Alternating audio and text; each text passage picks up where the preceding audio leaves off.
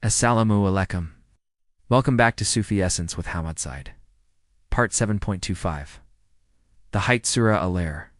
Beloved seeker of divine wisdom.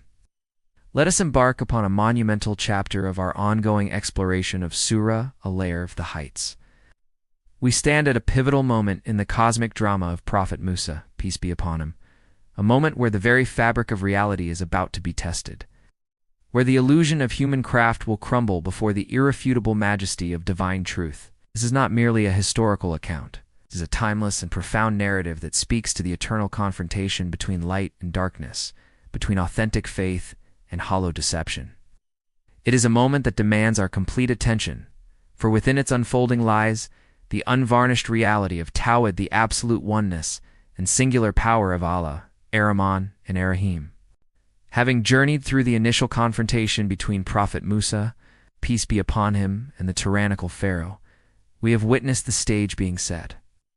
The sorcerers, summoned from every corner of the vast kingdom, had cast their ropes and staffs, and with their intricate sorcery, created a grand illusion that terrified the crowd and, for a fleeting moment, even caused doubt to stir in the heart of Musa, peace be upon him.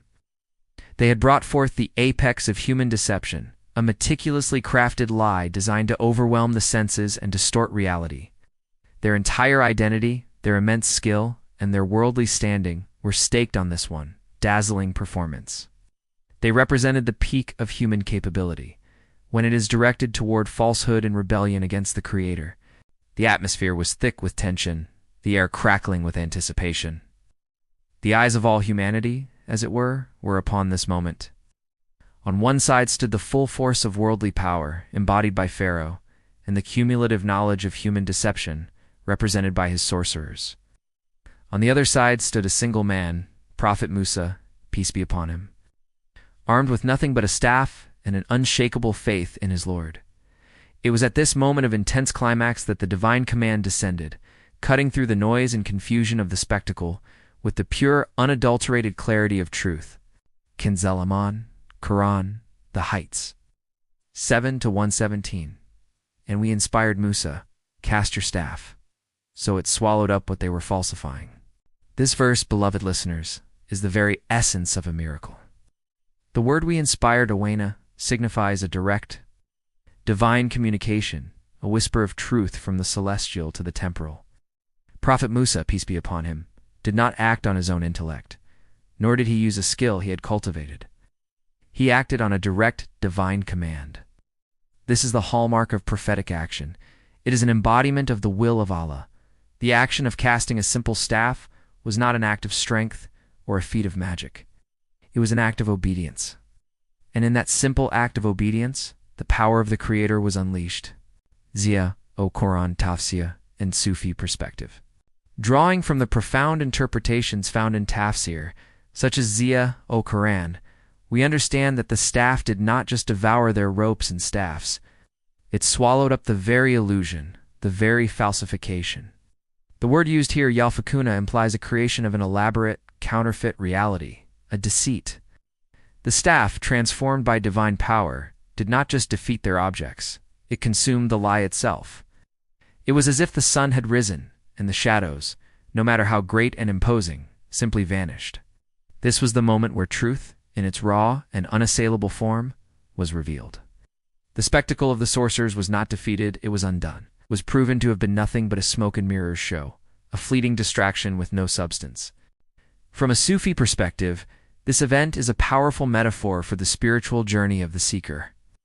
The sorcerer's magic represents the veils of illusion, hijab, that the ego nafs casts over our hearts. These are the worldly attachments, the delusions of power, the love of the dunya, and the arrogance of self-sufficiency that blind us to the ultimate reality of Allah. Prophet Musa's staff, when thrown in submission to the divine command, represents the sword of truth, a singular act of unwavering faith that can sever all these veils in a single moment. The miracle was not just an external event, it was a profound spiritual unveiling. The sorcerers, with their hearts veiled by the pursuit of magic and worldly fame, were suddenly granted a glimpse of pure, unadulterated reality. This is the essence of Fana, the annihilation of the self in the face of the divine. where all illusions of personal power and self-importance are utterly consumed by the light of Haqq, the ultimate reality. The Prophet, peace be upon him, taught us about the nature of divine aid in the face of falsehood. It is narrated in Sahih al-Bukhari Hadith, number 7220, that the Prophet, peace be upon him, said, Allah, the Exalted, said, I am as my servant thinks I am, and I am with him when he remembers me. If he remembers me in private, I remember him in private. And if he remembers me in a gathering, I remember him in a gathering better than his. And if he draws near to me by a handspan, I draw near to him by an arm's length. And if he draws near to me by an arm's length, I draw near to him by a fathom. And if he comes to me walking, I go to him running. This hadith, a part of the sacred sayings, beautifully encapsulates the divine support that Prophet Musa, peace be upon him, experienced. His act of casting the staff was an act of drawing near to Allah by a handspan, and the subsequent divine miracle was Allah running to his aid. It is a testament to the fact that when a believer takes a single step toward their Creator, Allah's response is swift, magnificent, and boundless. The miracle was not just a show of power, it was a visible manifestation of divine proximity and support for the one who submitted.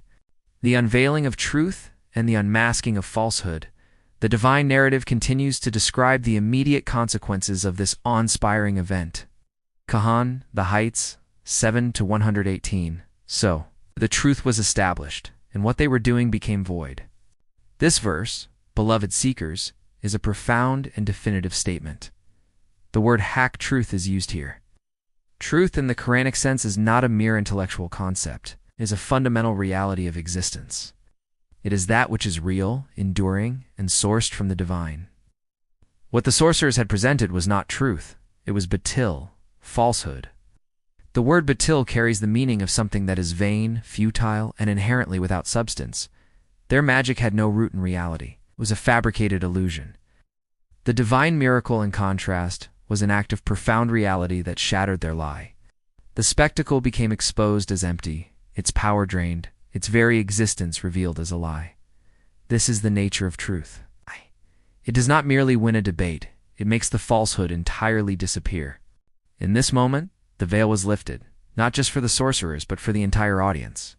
The crowd, who had been awestruck by the sorcerers' display, now saw with unclouded eyes that it was all a pretense. This is a powerful lesson for us. The world is full of spectacular falsehoods, of dazzling illusions that distract us from the truth. They may be the latest worldly trends, the allure of materialism, or the empty promises of ideologies that turn our hearts away from Allah. The moment of truth, however, will always come.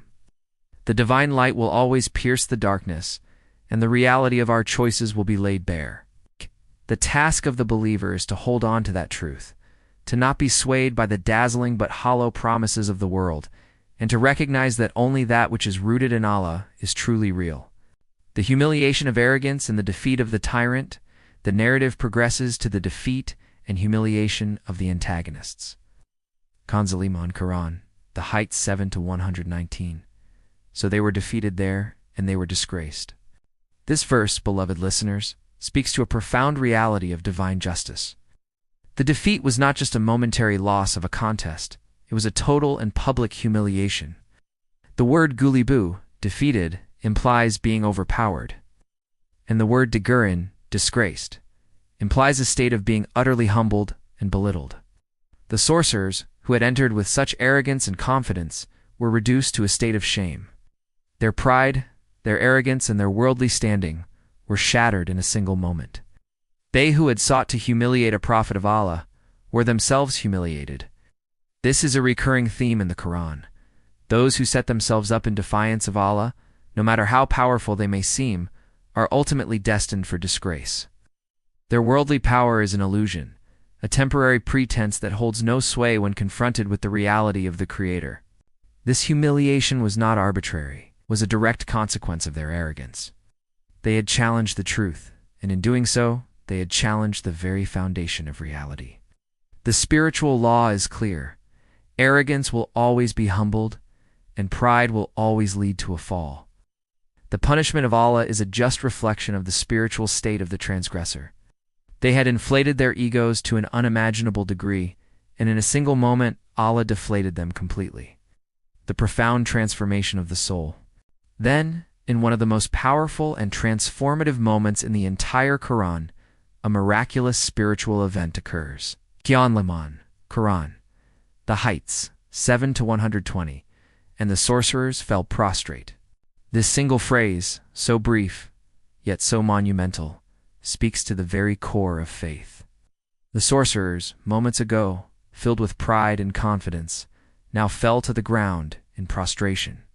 This was not a pre-planned act or a tactical move. It was a spontaneous, visceral, and unforced response to the unveiled truth. Their intellect was overwhelmed, their hearts were shattered, and their souls were humbled. They had witnessed a sign so clear, so profound, that it broke through all their layers of disbelief and arrogance. It was the purest form of submission. The very ones who had come to show their power now surrendered completely to the ultimate power. This prostration was a physical manifestation of an internal spiritual revolution. They had seen the truth, not in abstract terms, but in an undeniable, tangible form. The lie they had dedicated their lives to was revealed for what it was, nothing. And in that moment of profound revelation, their hearts were turned. They went from being masters of illusion to the humblest of servants. They saw that their magic was nothing, but the power of Allah was everything. From a Sufi perspective, this is the pivotal moment of Tazkiyat al-Nafs, the purification of the soul. Their hearts, once corrupted by the diseases of pride, greed, and envy, were now being cleansed by the sheer force of divine light. Their prostration was not just a physical act of reverence, it was a state of being, where the inner being bowed in complete and utter submission. It found true freedom by surrendering their will to the divine will. It is a powerful lesson for us that the ultimate state of spiritual elevation is not in a position of power or knowledge, but in the humility of prostration. The Prophet, peace be upon him, taught about the power of prostration. It is narrated in Sahih Muslim Hadith number 482 that the Prophet, peace be upon him, said, "The nearest a servant is to his Lord is when he is in a state of prostration." This hadith beautifully captures the spiritual essence of the sorcerer's action. In that very moment of profound humility, of having their foreheads on the ground, they were at their closest point to Allah. Their prostration was not just an act of worship. It was a declaration of their newfound faith, a complete and total surrender of their will to the will of Allah. It was a testament to the fact that the path to divine proximity is not through power or pride, but through humility and submission. The unwavering declaration of faith. The prostration was followed by an immediate and powerful verbal declaration.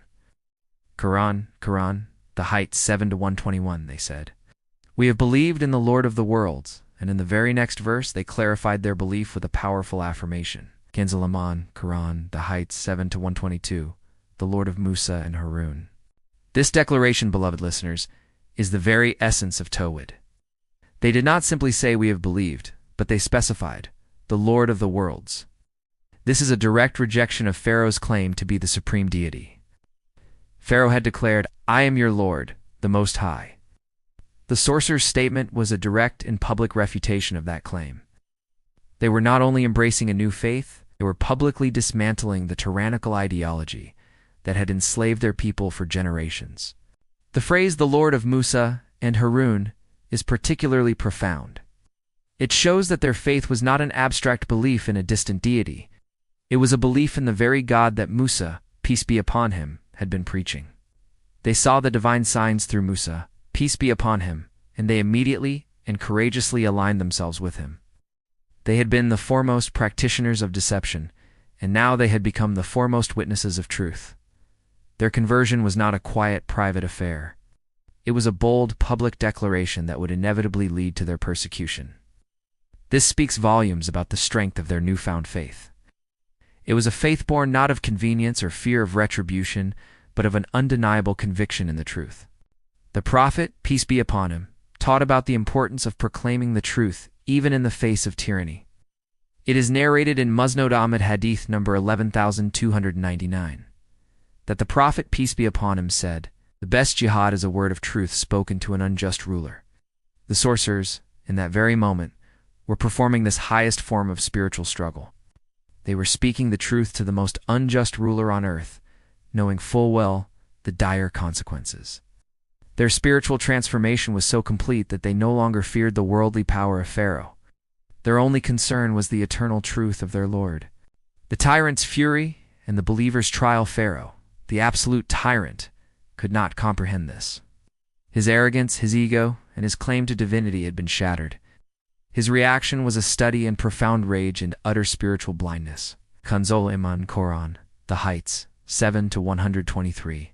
Said Pharaoh, "You have believed in him before I have given you permission. Indeed, this is a plot that you have conspired in the city to expel its people from it. So soon you shall know."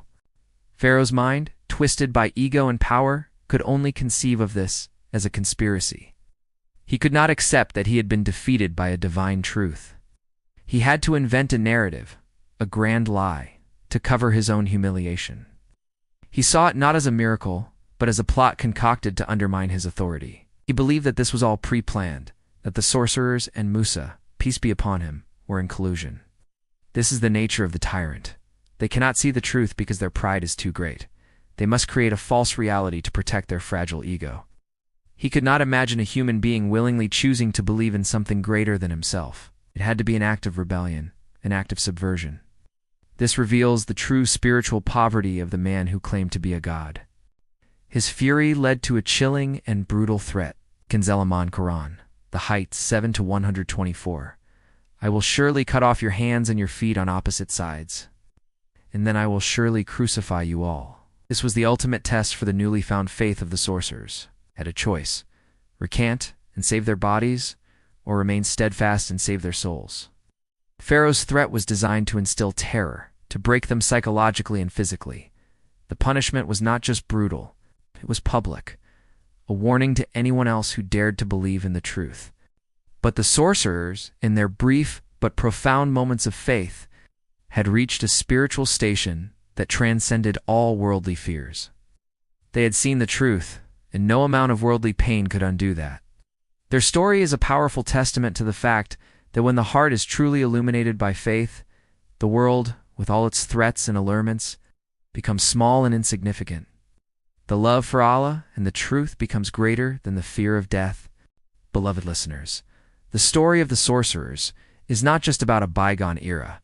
It is a story for all of us. We are constantly faced with a choice between the truth of Allah and the elaborate illusions of this world. We are challenged to remain steadfast even when the pressure is immense. We must remember that just as the sorcerer's magic was undone by a single act of divine truth, so too will all the falsehoods of this world crumble before the ultimate reality of Allah. Let us now reflect upon the journey of these remarkable individuals, from arrogance to humility, from defiance to submission, from deception to an unwavering declaration of faith. May we be granted a portion of their spiritual courage and their profound conviction. O Allah, in the profound expanse of your being, we seek refuge from the whispers of the misguided and the veils of ignorance. O Allah, who holds the scales of justice, imbue our hearts with the courage to speak truth and the wisdom to act with sincerity. O Allah, grant us the spiritual insight to see the consequences of our actions and the humility to constantly turn to you in sincere repentance. O Allah, make us instruments of your mercy in this world, and grant us a share of your boundless mercy in the next. O Allah, grant us hearts that are alive with your remembrance, and souls that are steadfast on the path of truth. O Allah, who is the ultimate source of all knowledge, grant us the ilm that purifies our hearts and illuminates our minds, so we may understand the secrets of your creation. O Allah, protect us from a state of spiritual stagnation, and guide us ever closer to your divine presence. May Allah illuminate your heart and mind with the light of this divine ilm. May He make your channel a beacon of guidance for all who seek spiritual clarity and truth. May your efforts be a source of immense reward, and may you be granted the highest stations of paradise.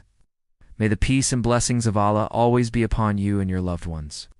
May He grant you unwavering steadfastness on the path of truth, and may your work be a testament to His magnificent names, Ar-Rahman and Ar-Rahim.